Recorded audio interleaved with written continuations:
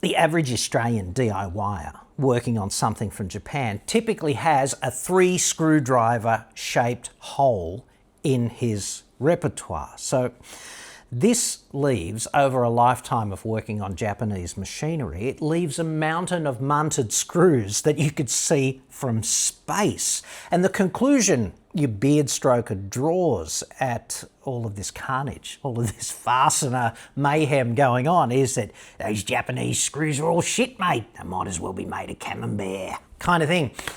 And nothing could be further from the truth, because we live in Phillips headland here in Australia. It's so easy. All screwdriver kits that you buy come with a mountain of Phillips head drivers, right? And we reach for the number 2 all the time. It's ubiquitous, seemingly, and it seems so natural to reach into the engine bay of a Japanese thing, whatever it is. It could be Toyota, Nissan, Mitsubishi, Subaru, or even Yamaha, Kawasaki, Kubota. You could have a box on a bench with Sony on the side and you will face this problem.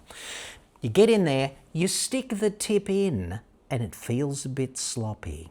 And you think, this could be wrong, but you decide to proceed anyway. And it ends in tears. And you reach that erroneous conclusion about Jap screws are all shit, mate.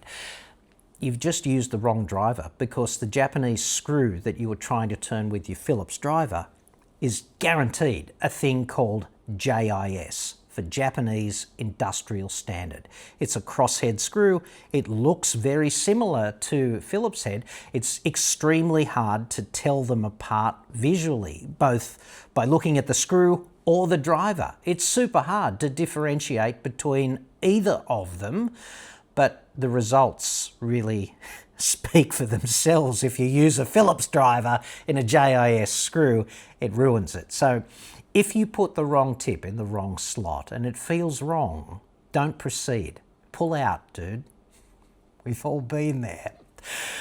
I'll give you a minute 15 of the NordVPN hotties for you to consider the error of your ways so far, and then we'll come back and talk about the solution. This report is sponsored by NordVPN, and whatever you do, don't pay the full price. Go to nordvpn.com/AEJC now for my exclusive deal, a huge discount plus 4 extra months on top of that. Online security threats are everywhere. NordVPN helps lock down your connection securely and simply. Just subscribe, download the app and connect. One click. Your IP address is masked and your traffic is encrypted across multiple devices. NordVPN is fast and it costs only about the same as a coffee each month to add serious security to your online presence. Masking your location can also help you access the streaming services you already pay for when you travel. nordvpn.com/AEJC. Get that big discount plus those 4 extra months on top, and there's a 30-day money-back guarantee. So essentially, no risk. nordvpn.com/AEJC. Nord protects you online every day, prominently in the background. It is super easy to solve this problem. You buy 4 screwdrivers for $50 from Vessel. They look like this, okay? Vessel is actually Japan's preeminent screwdriver manufacturer.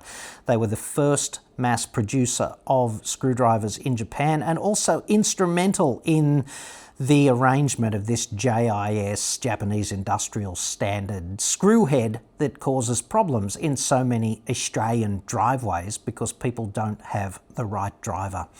And there's not a lot of knowledge about this out there. I mean, you might work in or have friends in a circle that are aware of JIS, but plenty of punters who are just working on cars. They got no idea about this stuff and they just munt threads all the time.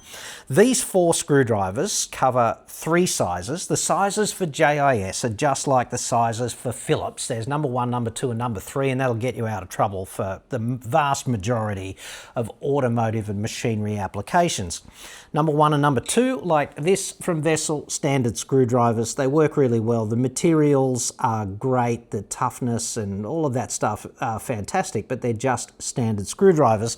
The other 2 are number 2 and number 3 in silver which is a thing called impactor.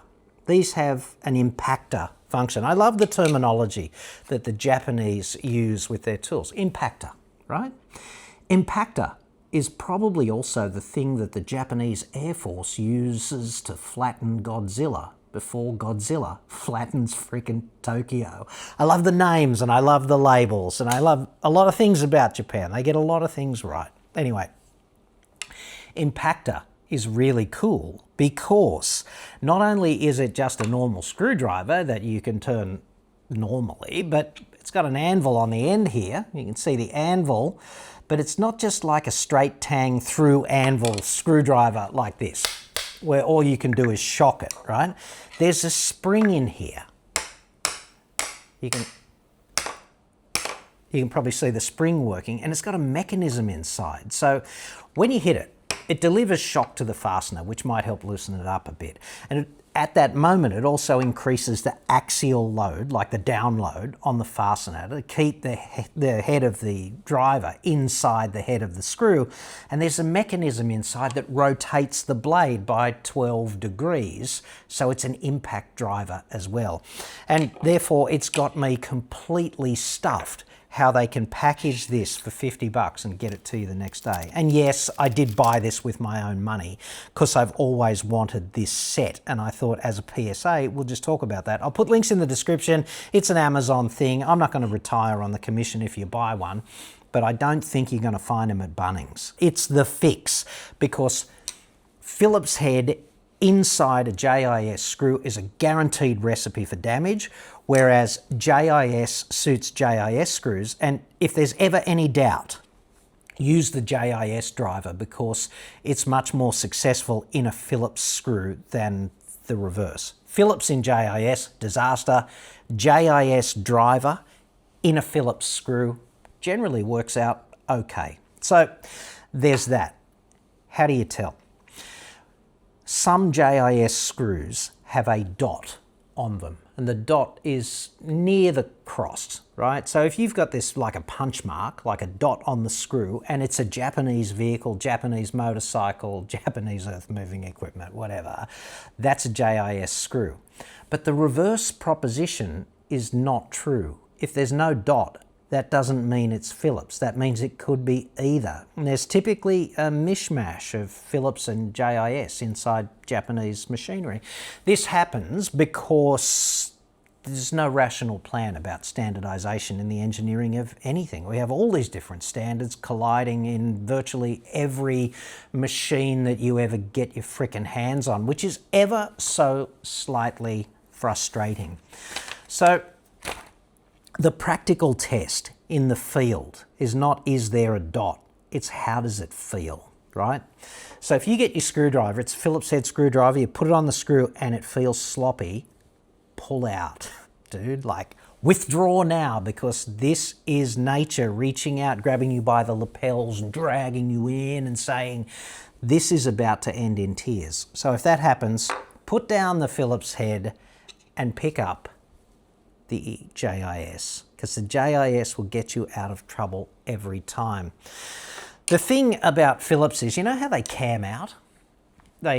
People say that this is a design feature, and they're full of it, frankly. I think it's a bug.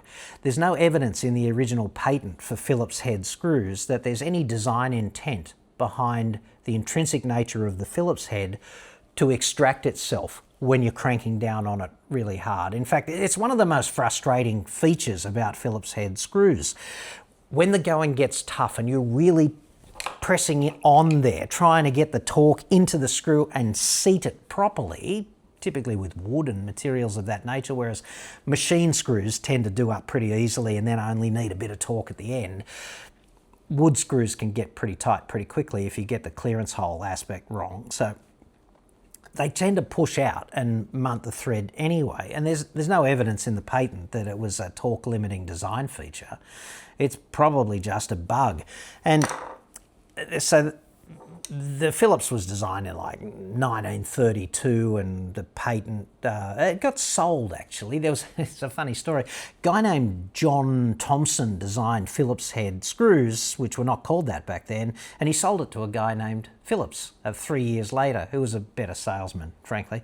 And Mr. Phillips decided that ego is not a dirty word. Don't you believe what you've seen or you've heard?